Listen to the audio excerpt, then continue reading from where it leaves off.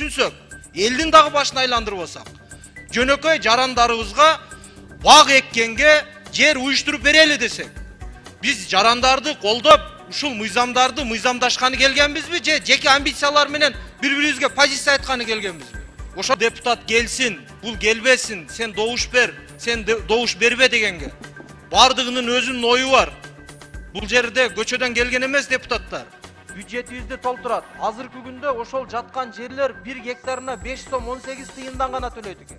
А эгерде ушуну биз трансформация кылып, өзүбүздүн жарандарга, дыйкандарга бере турган болсок, бул жерге 1 гектар болобу, 50 соткабы же 5 гектар өзүнүн акыбалы жетишинче биздин дыйкандарыбыз ала турган болсо, жок дегенде 500 сом же 1000 сомдон аренда төлөйт жергиликтүү бюджетке. Суунун жетпегендигине байланыштуу ушул жерлерди эгерде алам деген каалоочуларга берилет дагы, ошонун негизинде биз көрсөтөбүз. А жерде кайсы контурдан кетет экен мен билбейм да, сиз билбейбиз. А жерде алуучу силер билбесеңер анда эмнеге алып келип атасыңар? Из чего ваши расчеты происходят? Кайсы контурдан алынат деп атам мен. Кайсы контурдан алынчу нерсе. Смотрите, первое. Арашымын ар бир айлык өкмөт боюнча ар бир контур боюнча маалыматыбыз бар. Бул ар бир жаран, ар бир дыйкан өзүнүн кайрылуусу боюнча ошол жеринде маселеси каралат. Ал жерде 100% баары тең эле дароо максаттуу багыты алмашып туруп дароо тиги өздөштүрүүгө колдонот дегенден алыспыз. Ал жарандардын, дыйкандардын ошол кайрылуусу боюнча, ошол жерлерде ошол өздөштүрүү боюнча, кайрылуусу боюнча конкурстук комиссиянын чечиминин негизинде жана Гипраземдин корутундусунун негизинде иш жүргүзүлөт. Рахмат. Динара Ашымда мен жооп берип коеюнчу да балымды. Төрага уруксат берсе, Динара Ашымда бул мыйзам Гипразем менен бул 14 жылдан бери кылынып келаткан жумуш экен. Мамлекеттен акча каражаты бөлүнгөн экен. 3 область, 4 область такталып чыккан экен. Анан быйыл жана 3 область калды. Ошого быйыл Гипразем тендер объявить этти. Азыр 49 миллион сом менен ошол 49,5 миллион менен быйылкы жылга бөлүнүп 3 область бүтөт. Сиз жана айтып калдыңыз, жана аягына эмне үчүн чыкпай калды деп атпайсызбы? Аягына чыкпай калганда. Мурунку Гипраземдин өзүнүн баягы такталган документтери бар экен. Предварительный данныйлар ошактан чыгып атат да. Жанагы асылдуу төмөндөгөн жер мыйзамда бар ал. Жана ошо Гипраземде. Ошон үчүн гана ошондон булар заранее алып ачат. Ошон үчүн жана бир такталбай деген маселеси ошондо. Тотпаймбы, кылдаттык менен карайлы деген. Негизи мен колдойм. Баягы боз болуп жаткан жерлердин бардыгын кайрадан сельхозоборотко киргизишибиз керек. Бул жакшы инициатива. Бирок эки жакты тең карашыбыз керек да. Эртең элде ар түрдүү түшүнбөстүк болушу мүмкүн. Бу жерде биз депутаттар биринчи түшүнүп алышыбыз керек да. Силер ошондуктан мынакей круглый стол кыласыңарбы, кандай кыласыңар? Баягында да мен айтканмын. Силер бизге жакшылап түшүндүрүп бергиле депутаттарга. Анан кийин эл түшүнбөсө, депутаттар түшүнбөсө кандай болот? Бул деген именно близлежащий пастбища же. Много вопросов будет.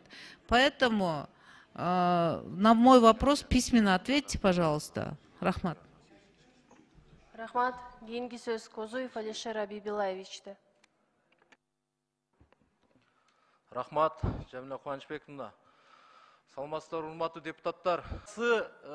Жок, же жайыт эмес, же бул башка тармакка иштетилбей турган жерлер боюнча маселе болуп атат. Бул жерде жайыттардын баарысы эмес.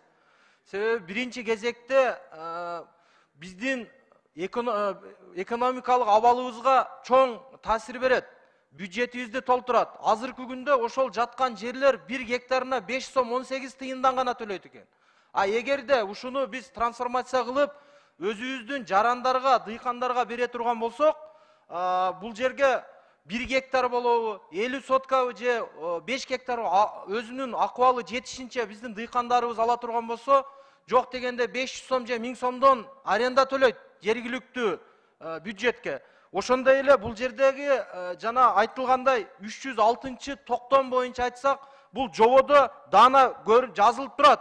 Бул жердеги жобонун 9 пунктунда бул жобонун нормалдуу айыл чарба жерлерин кайра бөлүштүрүү фондунун жерлерине колдонулбайт деп так дана жазылып турат. Ошону бир мындай тууру салыштырып алсак, ошого бул эң керектүү азыркы замандын талабы болуп атат. Ошол эле коңшу мамлекеттерди карай турган болсок, Өзбекстан болобу, Тажикстан болобу, границадан өткөндөн кийин элдин бардыгы бактар дегип турат. Bunun emniyesi жаман biz dıykandarga şart түзүп берсек. Миграцияны кыскартабыз. Жалпы жумуш ордун түзөбүз.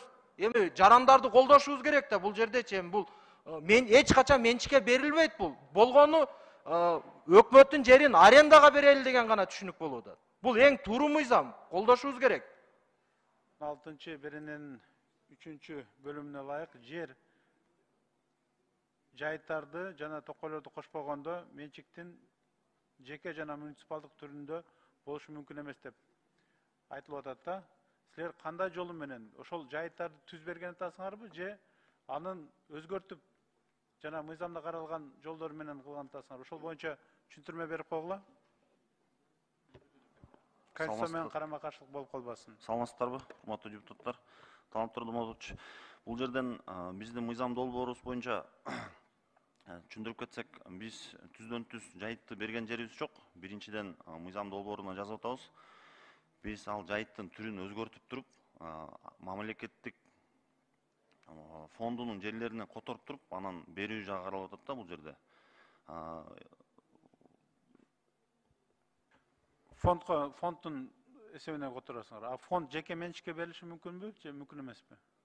Fondun jerleri. Жок, фонддун жерлери жеке менчикке бүгүнкү мыйзамдар менен менчикке берилиши мүмкүн эмес. Анда негизинен тура эле. Тактап алдык, урматтуу коллегалар. Кийинки сөз Бакиров Өмүрбек Мырзалиевичке берилет. Рахмат, урматтуу төрага. Мен суроом мындайда баяндамачыларга. Асылдуулугу төмөн жерлерди өздөштүрүүдө суга суу маселеси кандай чечилет? Мына мисалдан бүгүнкү күндө мына былтыр эле биз көрдүк, суга суудун тартыштыгынан ошол биздин сугат жерлерибиз дагы колдон чыгып баратат да. Өзү жанакы сугат суу жерлерибизге суу жетпей атканда бул жерлерди кандай сугат суу маселеси чечилет? Өмүрбек Мырзалиевич, бул жерде эң негизгиси ошол жерлерде суунун жетпегендигине байланыштуу. Ушул жерлерди эгерде алам деген каалоочуларга берилет дагы, өзлөрүнүн каражаты менен көп жерлерде азыр мындай тамчылатып сугаруу, скважиналарды касып жаадырып сугаруу дегендер менен ошолордун негизинде өзлөрүнүн каражаты менен киргизишет. Ошон үчүн жанагы асылдуулугу төмөн жайыттардын ошо суу жетпегенден ошол деградация мындай начарлап кетип бараткан себеби ошондон да. Силер анда мыйзамга жазып койбойсуздарбы? Ушул жерлерде асылдуулугу төмөн жерлерде арендага алган арендатор сууду скважина аркылуу өзү чыгарсын деп жазып койбойсуздарбы? Так. Өмүрбек, бул жерде жободо полный көрсөттүк, бул жердечи. Жободо эме бардыгын көрсөттүк, кандай болуш керек, кандай берилиш керек, скважина жана капельное орошение, жаадырып сугаруу жана башканын бардыгы. Жок, милдеттендирдиңиздер? Ооба, жободо милдеттендирилген. Макул, мен кийинки суроом. Бүгүнкү күнгө чейин жайыттарды оңдоодо арис айыл чарбасын инвестициялоодо жана кызмат көрсөтүү долбоору, аристин мал чарбасын жана рынокту өнүктүрүү 1-2, Проондун жаратылышты кырсыктарын азайтуу долбоору жана башка долбоорлор аркылуу канча гектар жер оңдолду? Жайыттар. Бул жанагы Проон менен арис аркылуу канча жер мындай оңдолду, канча жайыт оңдолду деп атам. Бул жерде жанагы сиз айткан 3 проекттин негизинде эң негизгиси ИФАТ проектиси менен болгон. Көбүнчөсү бул жерде ветеринарияга, ички чарбаларга каралгандагы жайытка анчалык чоң маселе көтөрүлгөн эмес. Бул жерде жайыттарды жакшыртуу дегенде бул эмненин белгиси? Бул закон аябай чырлуу экенин белгиси. Көбү келбей койду ушага катышпаймын деп. Экинчиси, ушул законду эмне болсо да ишке ашырабыз дегендин белгиси бул. Ошондуктан буларды келбегиле деп коюшу да мүмкүн. Ошондуктан Берденбек Кылыш, анан кийин Аманкан Батырбекович айтып атат, жана 309 боюнча эле келди. Жок, мен сизге керек болсо 10 миңден ашык подписти алып келип беремин. Именно жайытка каршы чыкканына. Ошондуктан бул жерде Бұл жерде мұны давайте не будем путать тоже. Здесь вводить в заблуждение не надо наш депутатский корпус. Ошондуктан мага сөз бериңиздер. Азыр могу бардыгы келсин, айтсын, бардыгы добуш берсин, өзүнчө берсин. Ошондон кийин дайым болот, действительно. А то бардыгы качып кеттик, эч ким жок. Мына караңыздарчы, эч ким жок. Бу жерде да эч ким жок, биякта да эч ким жок. Мына биякта да эч ким жок. Себеби деген бул чырдуу закон. Кейін чатақ болот, ошого катышпайлы деп кетип атат барды, келбей атат. Ошондуктан менин сунушум, колдобоңуздар муну. Бул вообще кажети жок эме. Кажети жок закон бул. Вообще кажети жок. Мен дагы өзүм эме келгенде айтамын дагы. Эгер уруксат берсеңиздер, азыр деле айтып койсом болот. Эгер уруксат берсеңиздер. Мага эмнегедир мага сөз бергиңиздер келбей атат.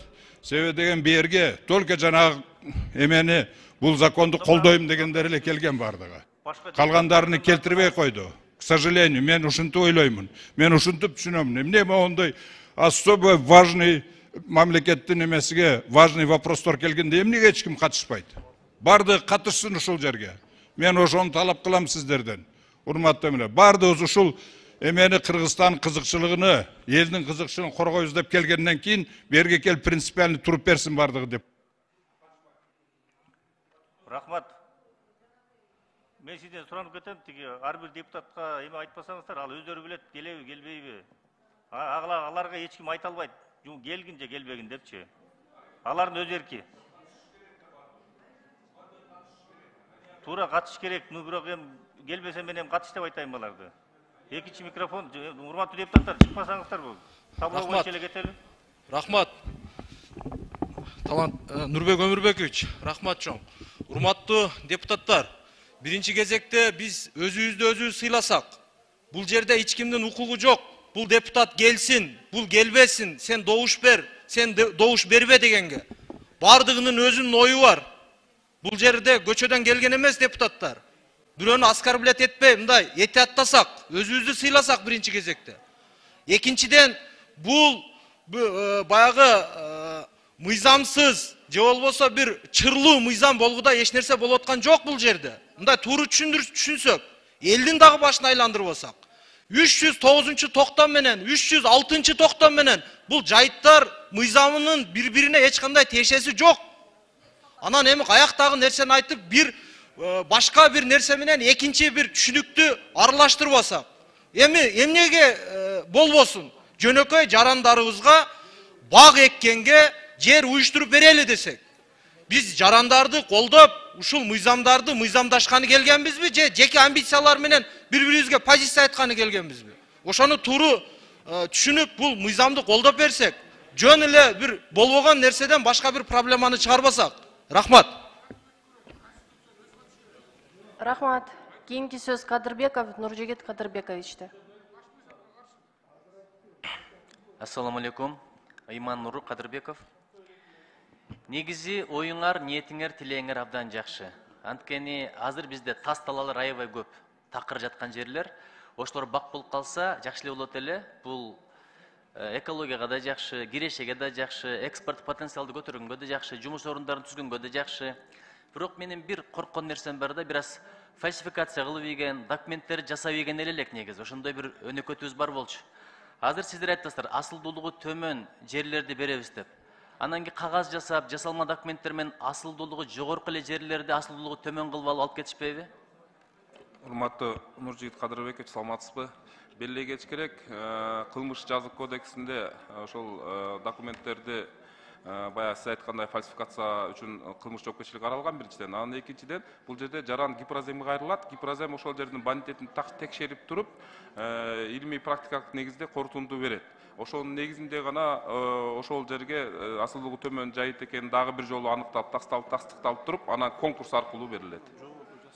Чоң рахмат. Мен эми бирөөгө бирдеке айткым келбейт, бирок эми Гипроземди деле өтө деле транспаренттүү иштеген, таза, адилеттүү мекеме деп тыянак чыгарууга али эрте деп эсептейм. Экинчиси, жер салыгы канчасы көтөрүлөт буюрса, эгерде бакчактар тигилсе ошол такыр жерлерге?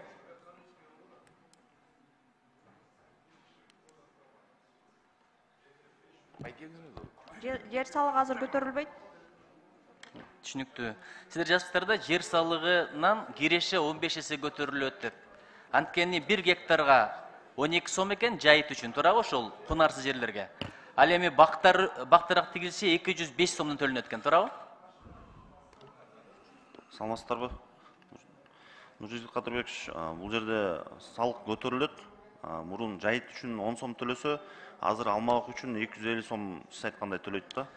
Албетте көтөрүлөт. Ошону тактап коюңуздарчы. Мына сиздердин негиздемеңиздерди окуп чыктым. Сиз 10 сом деп атасыз, бул жакта 12 сом деп турат. 250 сом деп атасыз, бул жакта 205 сом деп турат. Жок, мен болжол менен айтып атам, Нуржигит Кадырбекович. Негизинен бул жерде ар бир райондун өзүнүн базалык ставкасы бар. Ошонун негизинде ар бир район өзүнүн базовый ставкасына караса төлөйт. Мен тактоо иретинде да кошумча айтып коеюн, Кадырбекович. Мына бир эле Баткен областын алсак, ар бир район боюнча 7 сом 70 тыйындан 12 сом 70 тыйынга чейин жайыт төлөнөт. Кайсы жерде жайыт, кайсы жерде жайгашканына байланыштуу. Ал эми эгер ошол көп жылдык бакка которула турган болсо, 149 сомдон 150 сомго чейин ар бир райондун ар бир жеринде өзүнчө бир өзгөчөлүгү бар. Ошолордун алкагында төлөнөт буюрса. Чоң рахмат. Дароо 20 жылга бересиздерби, же болбосо бир сыноо мөөнөтү каралганбы?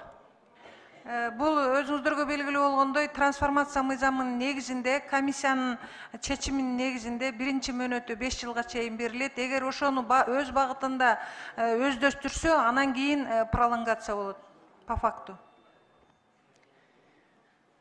Түшүнүктүү. Ушу дароо 20 жылга бергенде мен коркуп атам да, бир 3-4 жыл сынап туруп, анан кийин сыноо мөөнөтү деген бар эмеспи? Ошондой кылып берсеңиздер туура болобу деп ойлоп атам. Андан кийин мониторинг максаттуу колдонулуп жаткандыгын кандай мониторинг кыласыздар? Механизмдери так аныкталдыбы? Жалпы механизм аныкталды.